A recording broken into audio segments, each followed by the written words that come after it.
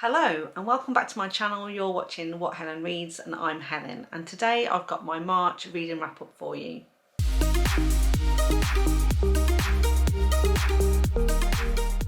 Wow, is it already the 1st of April? That's the day that I'm filming this, and I can't believe we're already a quarter of the way through the year.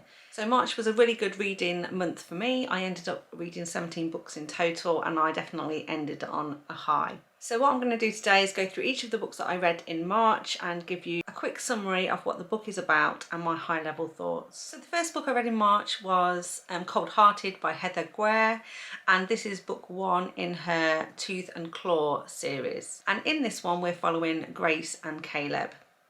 So Grace previously lived in Chicago and she had a boyfriend, and he starts out being really nice and she really likes him, but eventually she starts to realise that there's something not quite right about him, and he starts to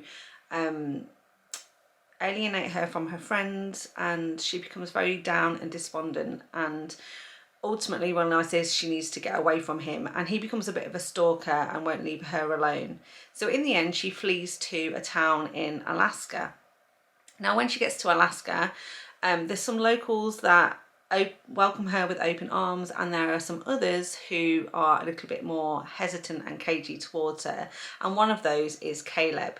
Based on the front cover of the book and also the blurb of this book, you can pretty much guess that this town is a town of werewolves, and ultimately we know that her boyfriend is going to turn out to be a vampire, hence where she's kind of lost all of her kind of strength and her enthusiasm, because he's clearly been sucking her dry, like literally and figuratively. So the next one I read is Grimm by Measha Stone, and this is a novella length book which is actually a prequel to her Ever After series.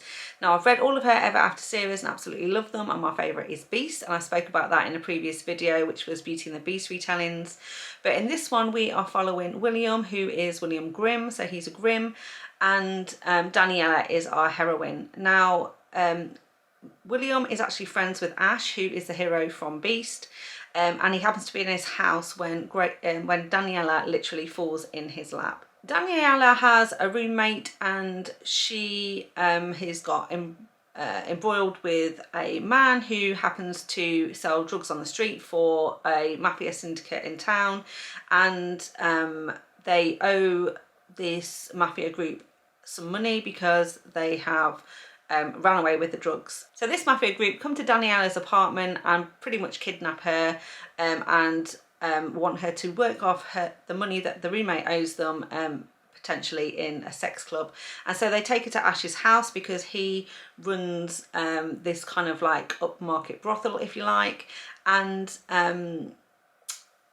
Ash is not into buying women that don't want to be bought though, so he recognises straight away that these guys have kidnapped this girl, that she doesn't want to be there, and in fact the debt's not even hers, and he's going to turn her away. But William sees something in Daniela that he really likes, and he knows that something bad is going to happen to her if they turn her away, so he agrees that he's going to buy her. So he basically buys her and takes her back to his house. And their romance goes from there. Now obviously this is novella length, so it is pretty insta-lovey, but I absolutely love the whole Ever After series, so it was great to see some of the characters again. And if you want a short quick read and maybe dip your toe into the water to see if you're going to like some of other Measha Stone's books, then I'd highly recommend this one. I gave it 4 stars.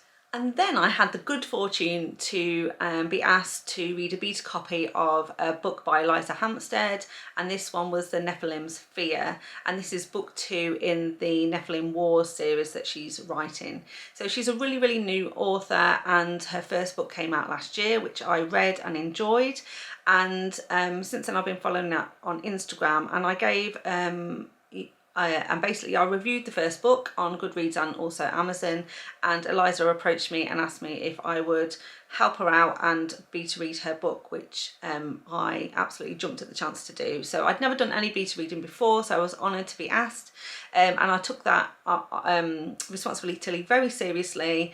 I basically picked up the book, I made notes on all the chapters, and I gave very thorough notes to Eliza about my views and opinions on the book, and she was absolutely great because she you know, I understood how hard it is to write a book in the first place and then receive feedback about that book, especially when I was trying to give some constructive feedback and how she could make the book better, as well as giving her, you know, some positive feedback about some of the elements of the book that I really liked. And so I was quite nervous to do that because I didn't want to, you know, upset her or offend her with some of my comments, but she was absolutely brilliant, was really grateful for the feedback that I gave, and did take on board some of those comments and made some tweaks to the book as a result. So I'm really, really looking forward to this book coming out. I'm definitely going to be picking it up and reading it when it's in its final format, because obviously because it was a beta read, then there will be some changes and final edits. So I'm really looking forward to reading that. So I just want to say thank you to Eliza, if she does end up watching this video, for giving me the opportunity to beta read the book. But what's it about though? So it's actually about a world of Nephilim. So these are basically angel human hybrids. So, I absolutely love the whole mythology around sort of angels and demons, but in this world we also get witches and vampires and other sort of paranormal fantastical creatures.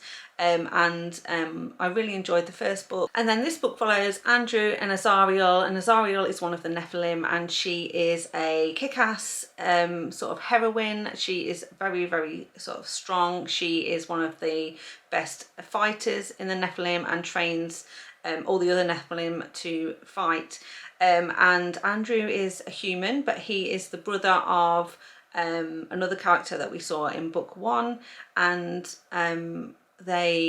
Azariel is very attracted to Andrew and he's attracted to her, but he's got his own personal issues that he makes him very, very reluctant to have a relationship with the woman, particularly a sexual relationship. But the Nephilim are extremely sexual creatures, and one of the ways in which they kind of celebrate or enhance their power is through sexual contact with other people. So it's a very interesting dynamic, but a really interesting story.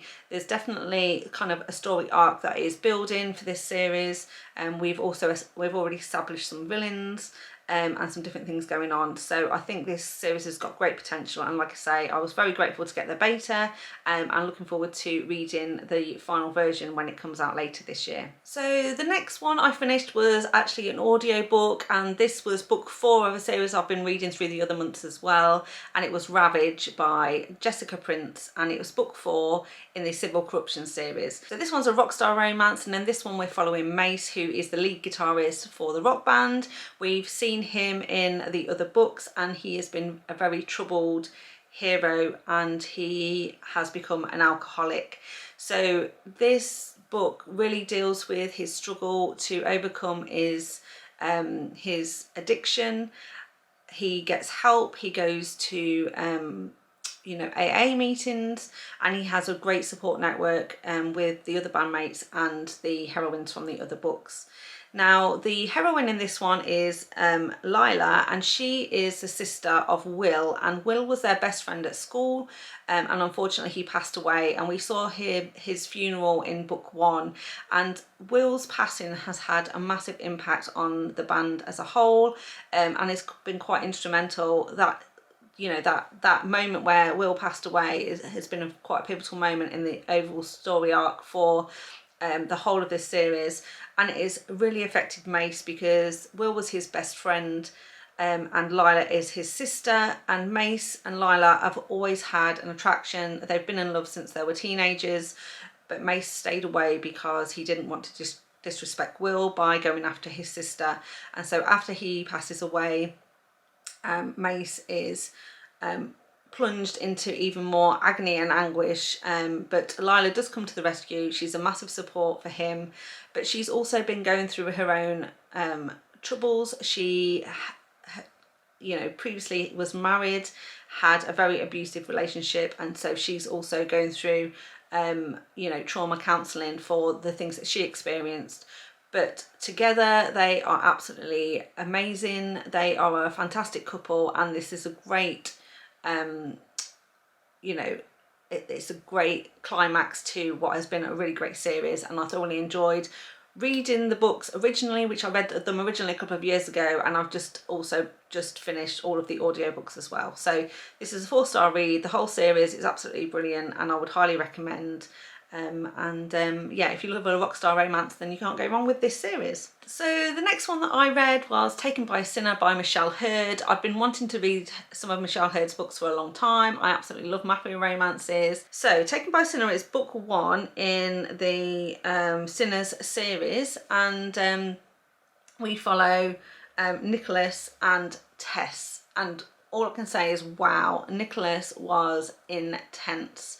He was super intense, but I absolutely loved him. It's this type of hero I absolutely love. Very, very possessive, obsessive about his about the heroine.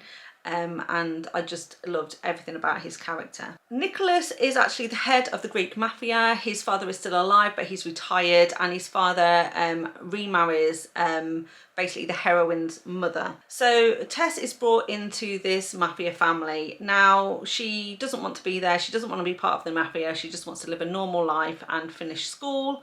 But Nicholas is not having any of that. Anything that Tess does obviously reflects on the family, and it's his responsibility to keep her safe and also find a husband for her. And she's absolutely horrified. She doesn't want an arranged marriage and she wants to get out, but he arranges a marriage for her with one of his cousins. Now, as the day of the wedding gets closer, things get more tense because Nicholas is clearly very attracted to Tess and he wants to be with her. But Tess really doesn't want anything to do with him and is trying to get away. But ultimately, he like I say, he's very intense, he's very possessive and aggressive, and there's no way he's going to let her marry another person. So on the wedding day, he actually switches places with his cousin and ends up marrying her. So this becomes kind of a close proximity marriage, sort of an arranged marriage, but they're in close proximity where she's living with him, and it's how she comes to grips with what has happened to her, how things go down, and whether or not she can basically make a, turn this marriage into a real marriage. Like I say, I absolutely love this one. Nicholas stole the show from me. He was absolutely everything I want in a mafia hero, and all I can say, and the perfect word that sums him up, is intense. He's very, very intense. So then after that, I switched gears slightly. I wanted to read something a little bit more light-hearted and fun, but still on the paranormal theme, and I picked up Witches Get Stitches by Juliette Cross, and it's book 3 in her Stay a Spell series. So in this one, we're following Nico and Violet, and Nico is a werewolf, and he is the cousin of the hero from book 1, and Violet is a witch. Now, she's also a tattoo artist, and her sort of special power is that she can enchant the tattoos that she puts onto people, and she's been working on supporting the paranormal community, either enhance their powers or tamp down maybe some characteristics that they don't want. Now, throughout this series, we have become aware that the werewolves are kind of second-class citizens.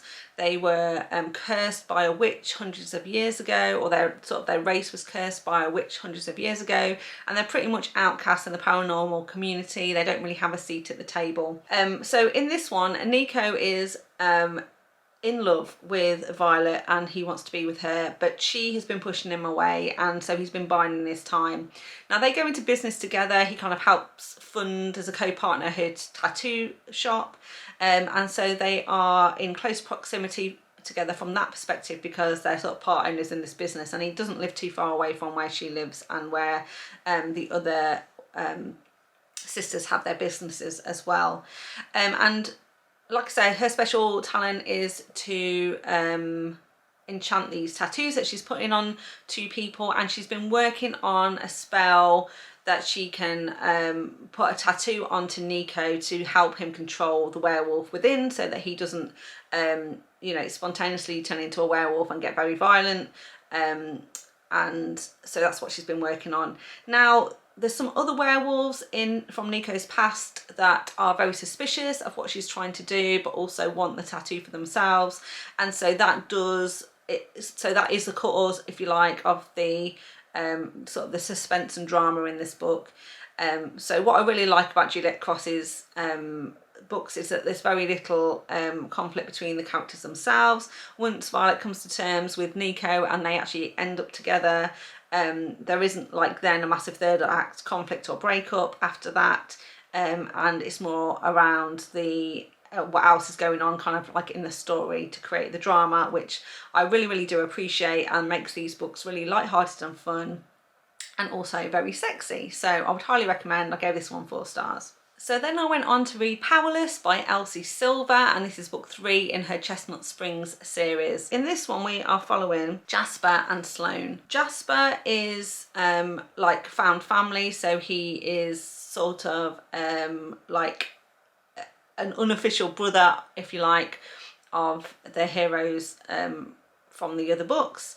And he is a professional ice hockey player, but he's also a very tortured hero. He's got quite a dark past, and he's struggling to come to terms with his past and what's happened, and he doesn't think he deserves to be happy or to have Sloane in his life. Now, Sloane is a cousin of the heroes from the other books, and she has been in love with Jasper since the moment she saw him when she was like 11 or 12 years old, and Jasper has always kind of pushed her away. He's slightly older than her, and he's always pushed her away, mainly, like I said, because he doesn't believe that he deserves to be happy or deserves to have her. And as time goes on, they've kind of been very much best friends, but nothing more has happened. And after he pushes her away for a final time, she decides she's going to move on with her life. Now, her parents are really rich, and her dad is trying to get her into a marriage for like to help his political career. And this book starts very much where Sloane is going to get married to a not particularly nice person, and at the last minute she decides that she is not going to go through with the wedding, and Jasper helps her to kind of run away. And what follows then is that they go back to Chestnut Springs, they spend some time there, and then they go on a bit of a road trip in order to do some work for Chestnut Springs, and of course then they're in close proximity with a bit of a road trip and a single bed, single rooms in hotels on some occasions as well, and they start to talk about how they've felt about each other over the years. So unfortunately this didn't quite make a 5-star book for me, but it was still absolutely brilliant, and I would highly recommend. If you like all the other books in the series, then this one is definitely a good addition to the series. Heartless, I think, still pips it to the post from just overall how it made me feel when I was reading the book, but it was great to see Jasper and Sloane finally together. So after that I picked up Owned by a Sinner by Michelle Hurd, which is book 2 in her Sinners series. It was also another 4-star read, and I really enjoyed it. So in this one we're following Liam. He's head of the Italian mafia in Chicago, and he doesn't like to be touched. So we know that very much. He does not like to touch people at all, and he won't eat any food that he hasn't prepared for himself. So Liam is the CEO for this like construction company, and it's kind of a front for the mafia. It's how they kind of launder the money, but he kind of wants to go legitimate with it. He's also got a stepbrother who he's kind of forced by his father to, you know, include in his businesses, but he definitely doesn't want him involved in the mafia at all, and so he works for him at this construction company.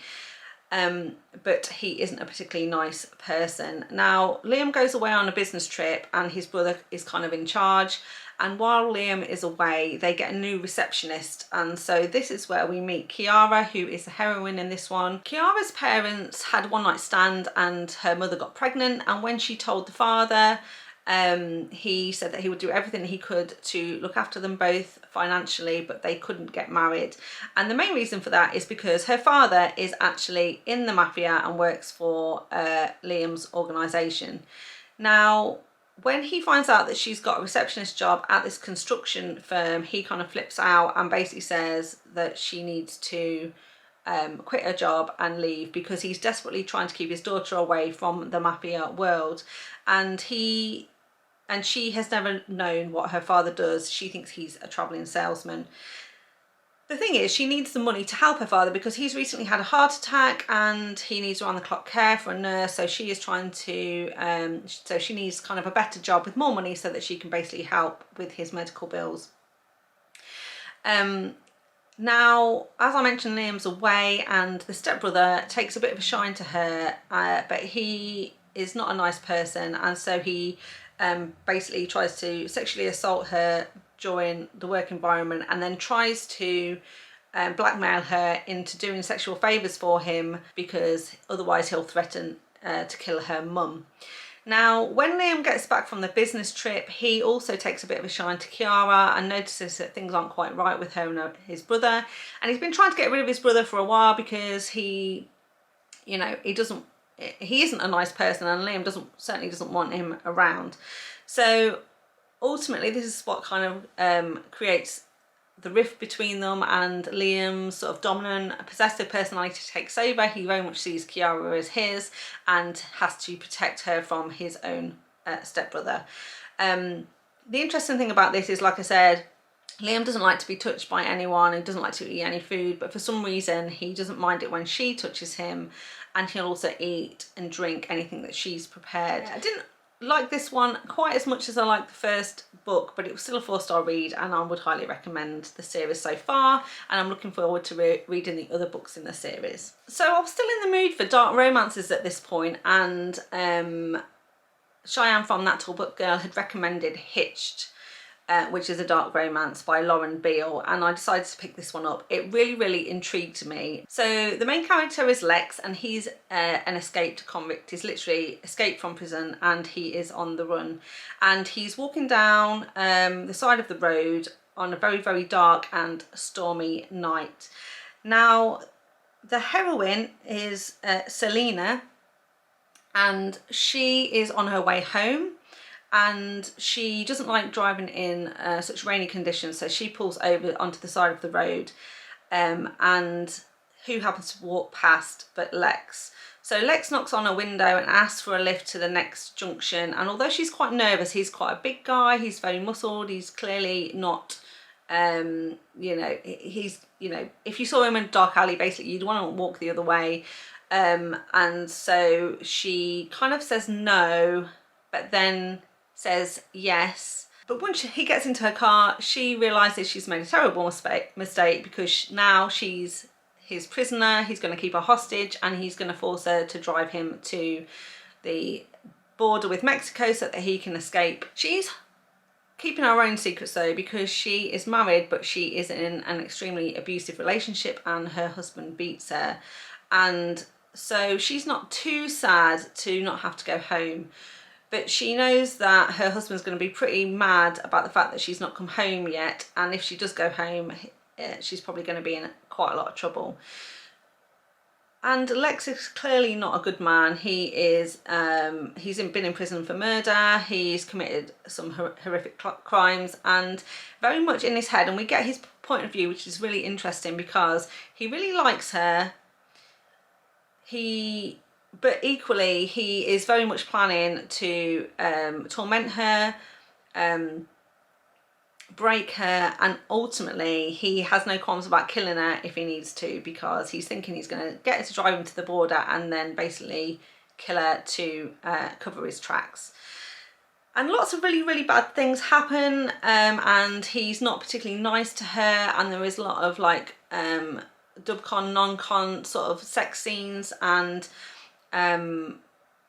yeah, he's just not a great guy. But there is something very compelling about this story, and as he finds out a bit more about her and works out that her husband is an abuser, he doesn't take too kindly to this, and he decides that they're going to turn around and he's going to go back and he's going to punish the husband, because by this point he's thinking he maybe won't kill her and he'll let her go, and he wants her to be able to go back to a life where she doesn't have to worry about the husband. So at this point in the book, I absolutely thoroughly enjoyed it. I was really warming to Lexington, I was really warming to her, and I think it's a great commentary on Who is the most evil? Is it the escaped convict who's been put in prison for murder and other despicable crimes? Or is it the upstanding member of the community who appears to be a loving husband, but really behind closed door, he's beating the shit out of his wife? And so you really want him to obviously go back and kill the husband, and you're fully on his side, which I think is really interesting because it really kind of gets you to think about your own morals and what you think is acceptable. And up to this part in the story, I absolutely love this book and probably would have given it a 4-star. Unfortunately, the second half of this book takes a strange downturn, and I'm not going to say any more or kind of like do any more spoilers on this, but it didn't end up where I was expecting it to end up, and they ended up in a place where I felt like I couldn't envisage them having a happy ever after, because I just couldn't see it lasting between them. And so I was kind of disappointed with how this one ended, if I'm honest, and did end up giving it 3 stars, but it was extremely compelling. I loved the darkness of the hero, and like I say, up to about the 60% mark, I thought this book was absolutely fantastic.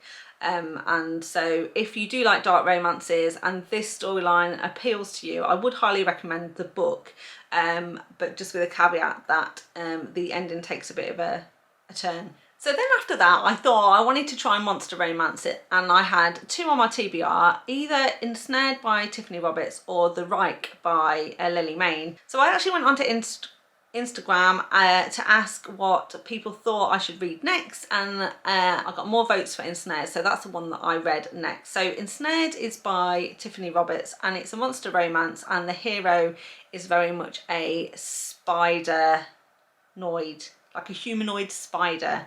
So I wasn't sure if I was going to like this one because I actually am really scared of spiders, so I wasn't sure how I was going to come to love this character, but I think Tiffany Roberts did an absolutely fantastic job. So this one is book 1 in the Spider Mates trilogy. Now, what I didn't realise when I put this on my TBR and decided to read it was actually it's a trilogy, and so it's 3 books but about the same couple.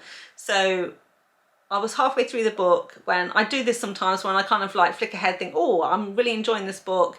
What other books are upcoming? What characters are going to get their own books? And then I realised that the other characters probably weren't going to get their own books, and this was going to be mainly focused on the main couple. And then I started to panic what the cliffhanger was going to be. And normally, if I know a book is either a duet or a trilogy, I kind of stay away from it because I think it's quite a big commitment. Because if you like the first book, now I've got to read 3 books, right? So I tend to stay away from them unless I'm really invested in what's going on.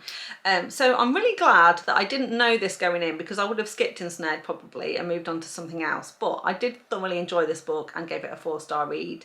It's the first book I'd read by Tiffany Roberts, and it's definitely the first time I've read a monster story with a spider in it, and but I absolutely loved it. So the hero in this one is Cate, and like I say, he's like a humanoid spider, and we learn quite a lot about their culture and society in the first couple of chapters. The female of the species is definitely much larger than the male and have greater control, and they are controlled by a spider queen.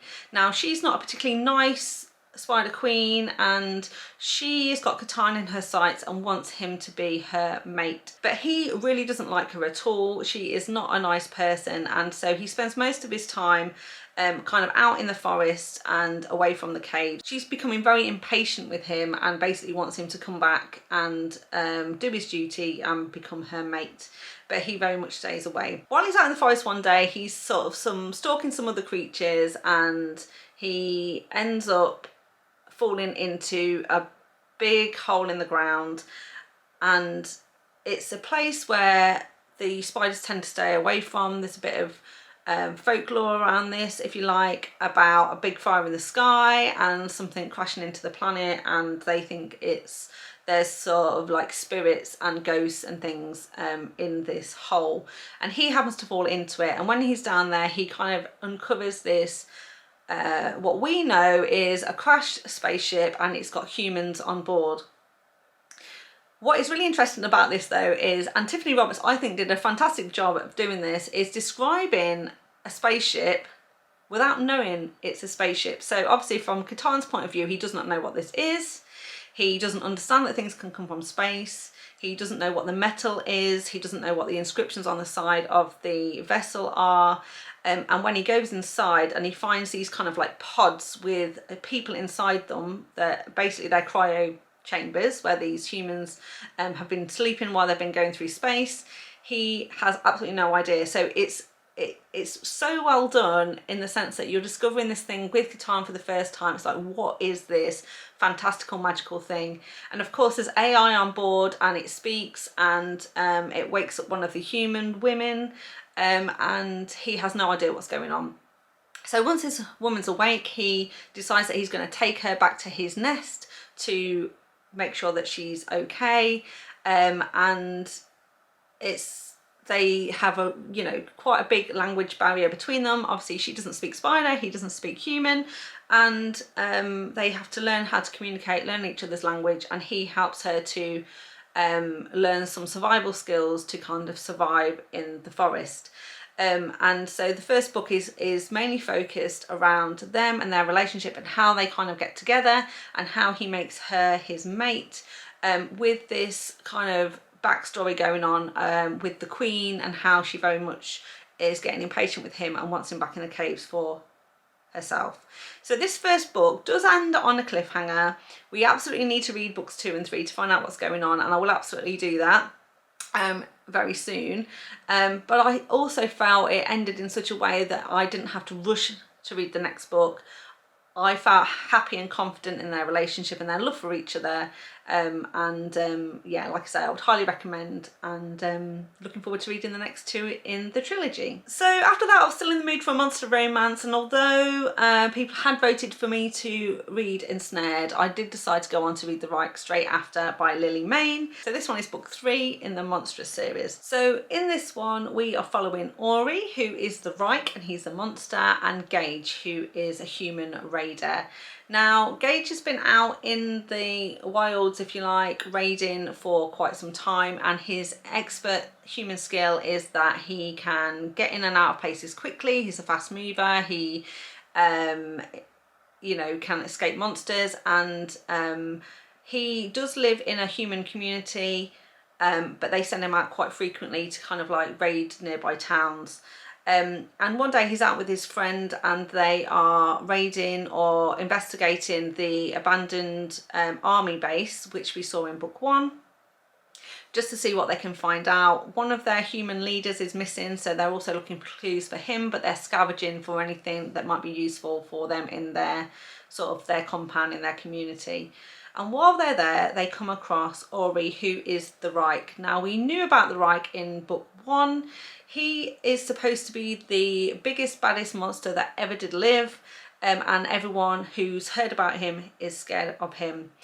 But for some unknown reason, he's still there in the compound, chained up, very badly beaten. He's got a broken wing and a broken leg, and he is not making any attempts to get out or save himself or do anything dangerous.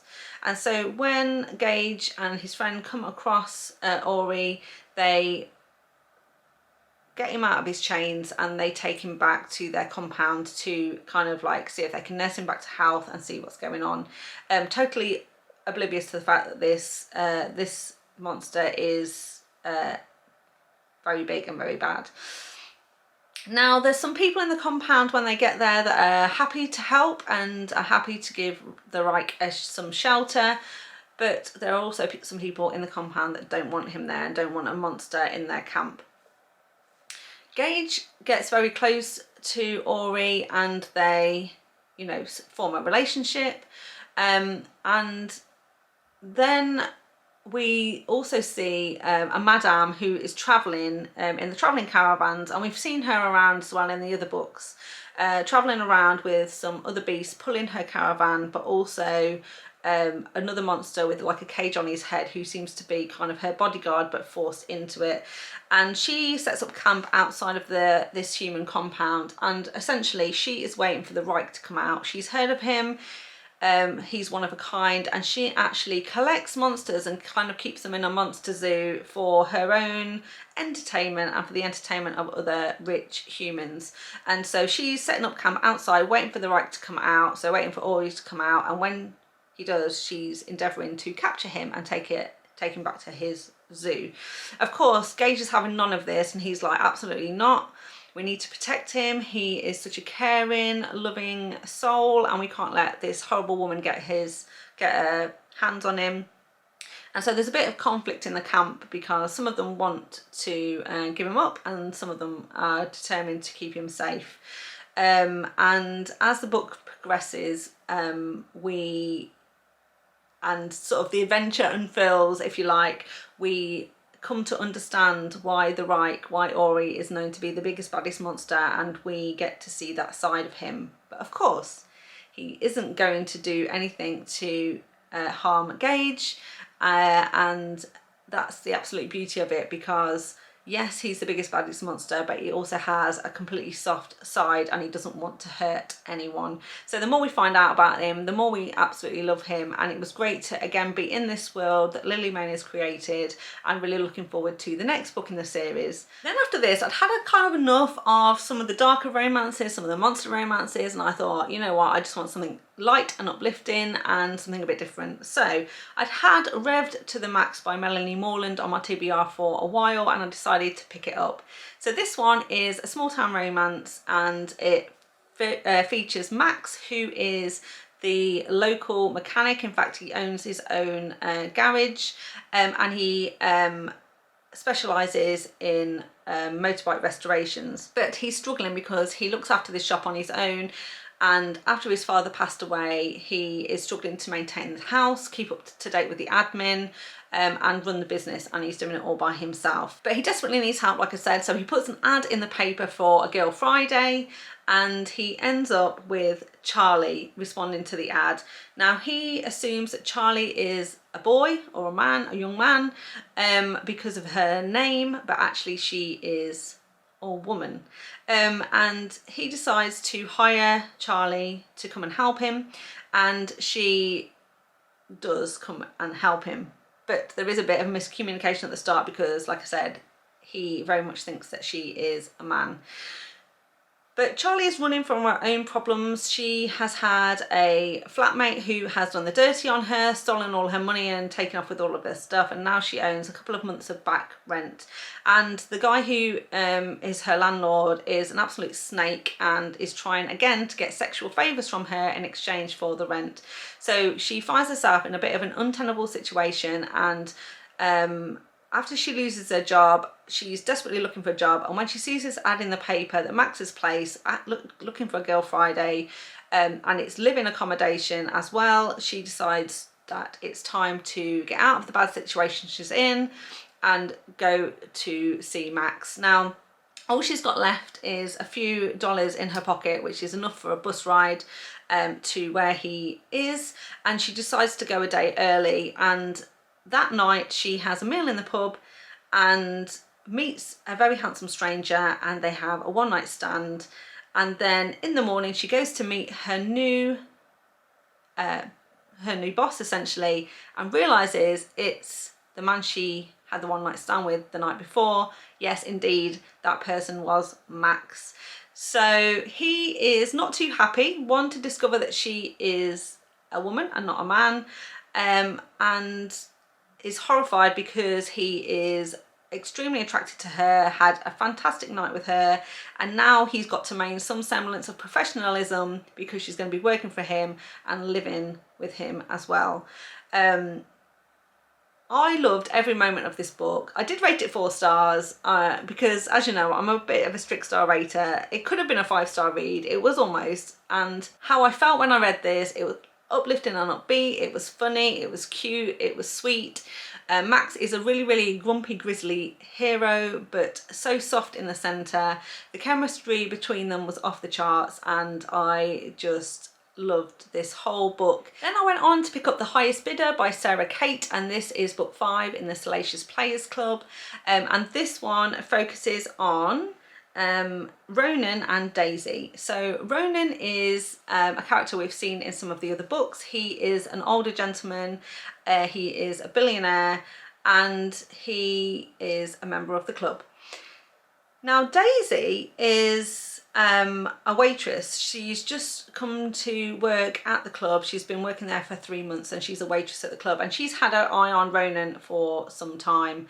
And one night there is an auction that's taking place, because once a month they have like a charity auction at the Salacious Players Club, and she always bets with the bartender Geo to say, you know, who's going to bid on who and who gets what. Now she makes a bet with Geo that Ronan will bet on a particular blonde lady, and they make that bet. So if she wins, she gets to go to the piano bar down the road and Geo has to buy her drinks. And if she loses, Geo basically says she's got to get up on stage and become part of the auction. She takes the bet because she says she's so sure she's going to win, but basically Ronan doesn't bet on the blonde, so she loses her bet and ends up having to go up for auction herself. And who should bid on her but Ronan? Now she is absolutely flabbergasted and thrilled, but then also very confused, because as part of this sort of winning bid, if you like, you get to spend an hour with the person that you've bid on. But Ronan says that he doesn't want to spend the hour with her, and in fact he'll take a rain check. So she's kind of left a bit confused and upset about this. Now we then start to learn a bit more about their backstory and who these people are and why Daisy is there and why she's keeping an eye on Ronan. But she's also currently sort of homeless. She's living in a van in a car park, and when Ronan finds out, he is horrified and he basically makes her come and stay with him in his apartment. Of course, they're both very attracted to each other. They're now in close proximity together. She very much teases him to the point where he can't leave her alone, and they start a sexual relationship with each other. But there is a lot for them to work through. They both have things going on in their past. They may or may not be connected. So overall, I really like this one. I gave it 4 stars. It wasn't my favourite in the series, but it was another great instalment from Sara Cate, and if you haven't read it yet, I highly recommend all of the books in the Salacious Players Club. So the next book I read was Surrendered Innocence by Measha Stone, and this is book 4 in the Innocent Brides series. So these are really short books, less than 200 pages. It is focused around a Russian mafia. The men in this whole series and in this book are again very alpha, possessive, dominant men who don't take no for an answer. In this one we're following Maxim and Mandy. Maxim is obviously in the Russian mafia, and he is known to our heroine Mandy. So she works at the same place as one of the heroines from a previous book, and Maxim was her bodyguard for a time, so she's seen him around at work, seen him waiting out in the hallway and things like that while he was keeping an eye on her friend.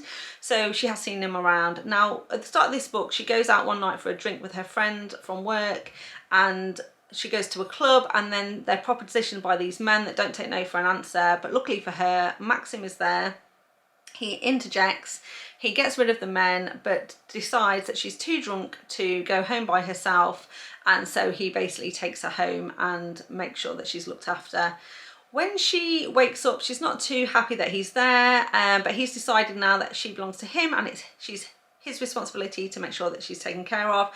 She does not react too well to that, doesn't want him around, wants him to go, and of course in typical Measha Stone fashion, he gets out a hairbrush and he shows her some discipline so that she isn't a bad girl going forward. Now Mandy does need his protection though, because her brother has gone missing, and unfortunately her brother got into drugs. He was sort of dealing in drugs, and he stole some drugs and some money from the Russian mafia. Now when they actually finally tracked him down, they didn't kill him, which you would normally expect. They realised that he had a bit of an addiction problem and he was addicted to the drugs himself, which was one of the reasons he stole, and they actually put him into rehab, partly to help him, but also partly because they wanted him sober enough that they could question him to find out who else was involved. Now, he's only there for a couple of weeks and he basically signs himself out of the hospital and then kind of disappears again. And he's been missing for a couple of years and she doesn't know where he is, and she's been trying to track him down. So she's been putting herself into some dangerous situations because she's been going to some shady places and down dark alleys to ask other drug addicts if they've seen him, if they know where he is, where they can find him. So Maxine very much is angry and upset that she's been doing this, and he basically says, do not do this, don't go out again, I will help you find your brother. And of course he does know something because it's the Russians who picked him up in the first place, and he very much tries to find out, but she doesn't necessarily trust that he's going to do the right thing and tell her everything that he knows. And so she still can't help herself but sneak out, and obviously when he catches up to her, he makes sure that she gets punished for her indiscretions. But ultimately I love this one because, again, it was very insta-lovey. They fell in love with each other very quickly, but Maxine was an absolute softie inside. Also, he wasn't quite as alpha and possessive and dominant and aggressive as some of the other heroes in this series, which I did really appreciate, because while I do like those characteristics, particularly in these types of books, sometimes I think it's a little bit too overpowering, and I do get annoyed when the men just simply won't take no for an answer and they don't even respond to a logical conversation from the heroine, and the heroine is pretty much steamrolled right over and she doesn't have a choice. In this one I found Maxim was a little bit more forgiving. He was a little bit softer. The heroine had more of an opportunity to present her logic, which he kind of understood, and was slightly less aggressive towards her, which I did appreciate, did like. So this is probably my favourite of the series so far, and I rated it 4 stars. So after that, because I loved Revved to the Max so much, I picked up the second book in the series, which is Breaking the Speed Limit by Melanie Moreland, and this is book 2 in the Reynolds Restoration series. So this one focuses on one of the mechanics and now partners. So since book 1, a year or so has passed. Max and Charlie have moved on with their relationship, and Max's business is booming. Stefano and Brett are some additional mechanics that joined the crew in book 1 and now are partners at the garage. And Stefano very much specialises in painting and decorating motorcycles, so he's an artist and he'll do amazing designs for people when they have their motorbikes restored. Now he is going home one night from the garage and he sees a lady broken down the side of the road. She's got a flat tyre and she's trying to change the tyre for herself. So he pulls over and tries to help her, and she is very prickly and standoffish and tries to push him away to say that she can do it for herself, but she is really struggling. It's about to start chucking it down with rain, and he forces his way into helping her and replacing the tyre, and in a very stern voice tells her that she needs to get her car checked out and to take it to the garage. He doesn't say that he's the owner though, so she doesn't know that. She just thinks he's a very sort of like alpha dominant male, and she's not having any of that because she's recently left a very difficult relationship and she is not interested in another bossy man. But there is immediate chemistry between these two. Even though they're arguing, they find themselves in a very steamy kiss and embrace, and then they part from each other very quickly, horrified, and he drives off and she goes home, and a couple of days later she goes to the garage to get her car checked out, and then is horrified once more when she realises that he is part owner in the garage, and he's going to be being the mechanic on her car.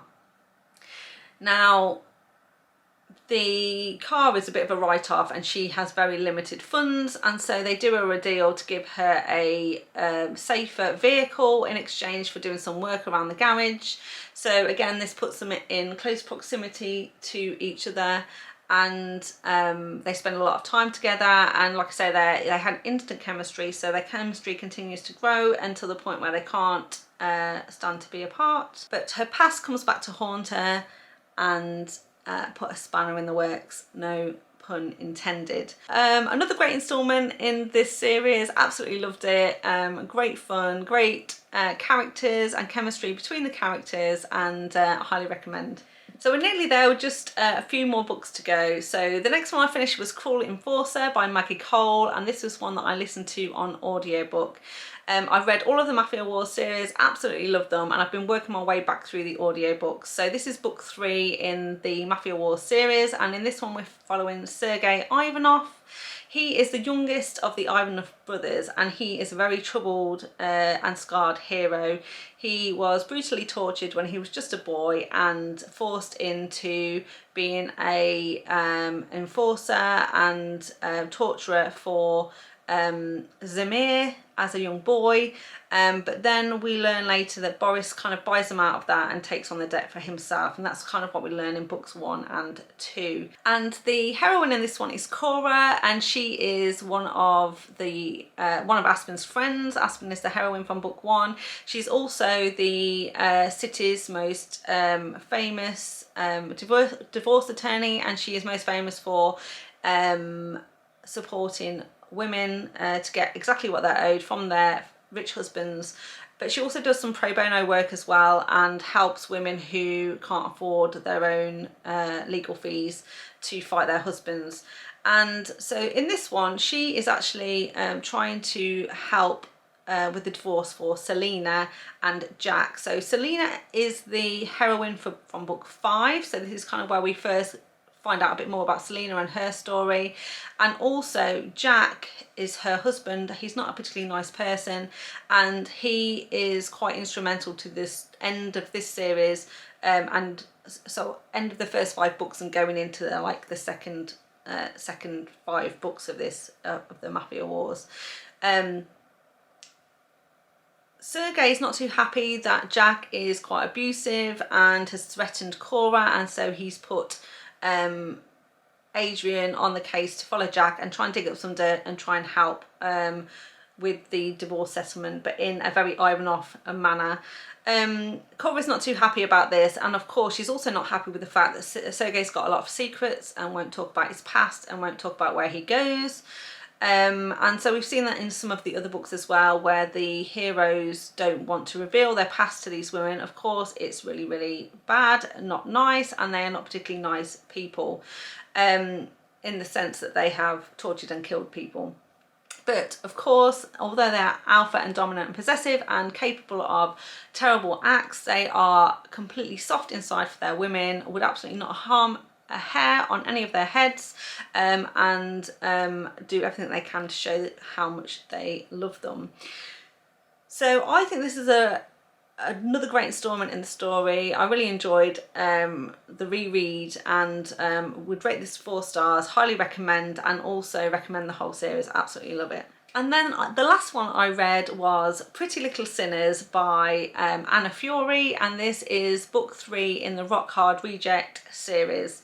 Now this is an Omegaverse romance, so it is paranormal. It's a bit of a dystopian shifter romance as well. And I thoroughly enjoyed this one, also gave this one 4 stars. So I absolutely love Anna Fury's Omegaverse world that she's built. The first series that she did is absolutely brilliant, and I'm also loving this second sort of spin-off series as well. We've got some great characters in here, but also a really interesting backstory that really keeps you wanting to read throughout the series to find out exactly what's going on. In this Omegaverse world, it's a dystopian sort of future where a virus has changed some of the men in society, and they have become alphas. And they kind of go through this wildling phase in the first couple of weeks after they've kind of contracted this virus and changed into alphas, and it makes them very, very dangerous and volatile. And as a result, people think that alphas are very violent and should not be in society. And the American government in particular has rounded up quite a lot of alphas. They've either tortured them, captured them, imprisoned them, but then there's a whole group of alphas that have kind of escaped, live in isolation, or have started to form packs. Now the government is very much still trying to get them and after them, but in book 1 we see them move to Canada, where the government is not quite as aggressive as they are in the United States of America, and they have a little bit more freedom in society. So in this one, it's set in Canada. It's a small town, if you like, in Canada, and there is a pack, and the pack is headed up by the pack Alpha Stone, and in these packs, everyone has their own designation. So the alpha is obviously in charge of the group, but they also have, you know, like enforcers and strategists, and they have spirits and healers as well. Now, in Anna Fury's world, if you're a spirit and a healer, you actually operate as a triad, of which there are 2 alphas and 1 omega. Now, in this book, we are following James and Jules, and they are already mated. They're a mated pair, but they are not fully mated because they strongly suspect that James is a healer, and they are waiting for their spirit to come along and complete their triangle. Then we have an alpha called Cassian. So Cassian has sort of come into this pack, but he is also a pack alpha. That's his designation. So he doesn't really belong in this pack. You can't really have 2 pack alphas in an alpha group, and Stone is very much in charge. But Cassian is there because he needs the protection of this pack, and also he's escaped another pack which is quite is not a nice one, and there are omegas in that pack who are being very much mistreated, kind of imprisoned, and he wants to rescue them and get them out of the bad pack that they're in. So they're kind of helping to so they're kind of working with Cassian to rescue these omegas from this other neighbouring pack. Now, the problem is that the pack alpha of this neighbouring pack is a relative of the Prime Minister in Canada, and he, despite this pack alpha being very, very bad and has done some bad things, including like omega trafficking and drug trafficking, everything that he's been doing is being kind of pushed under the carpet, and he's kind of getting away with it. But they're also operating a bit of a cult. They're talking sort of like gospel, that alphas are sent by God and that they should be in charge. And he's amassing quite a bit of a following where alphas are coming from all over to join his pack. So it's growing out of hand. And so the pack led by Stone and also with Cassian, they're trying to work together and also collaborate with other packs in the area to bring this bad pack down.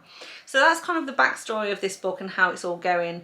But in terms of the actual romance in this one, what we know is that James and Jules absolutely believe that Cassian is their mate. But Cassian, although he's extremely attracted to them, he also feels the pull. He doesn't know how he can be their mate because he is a pack alpha, he's not a spirit. And so he very much tries to push them away. But James and Jules are not going to give up on this. They really, really try to convince him that they are his, and they go through several trials, if you like, to try and force this mating, and it looks like it's not going to happen.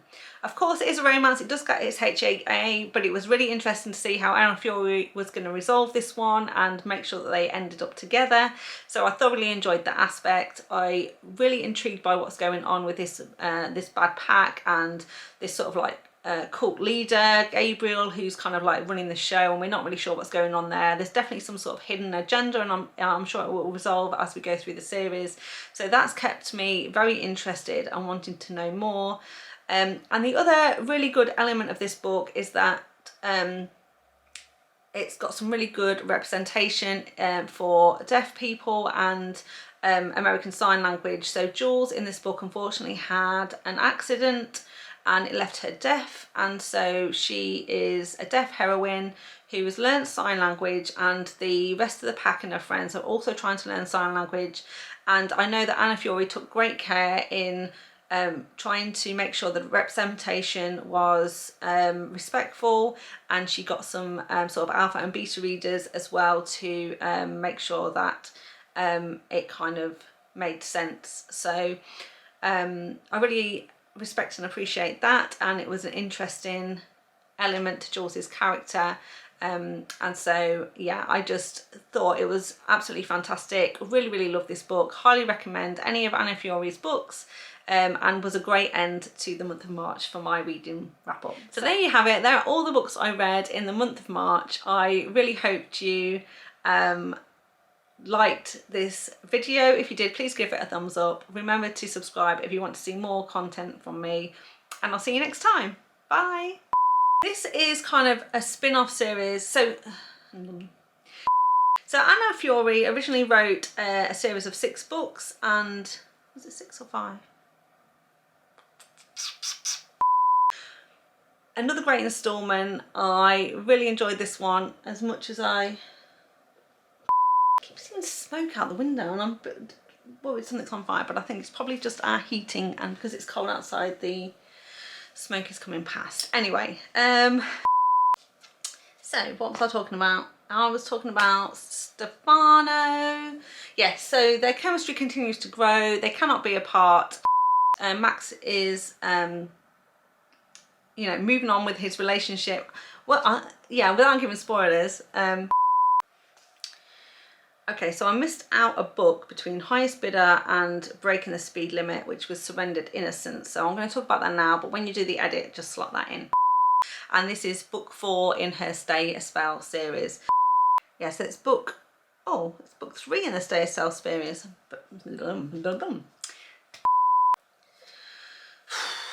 I can see I'm going to be here for a very long time. Okay, let's try this and see how we get on. So, hello and welcome back to my channel. You're watching, don't even know what you're watching. What are you watching?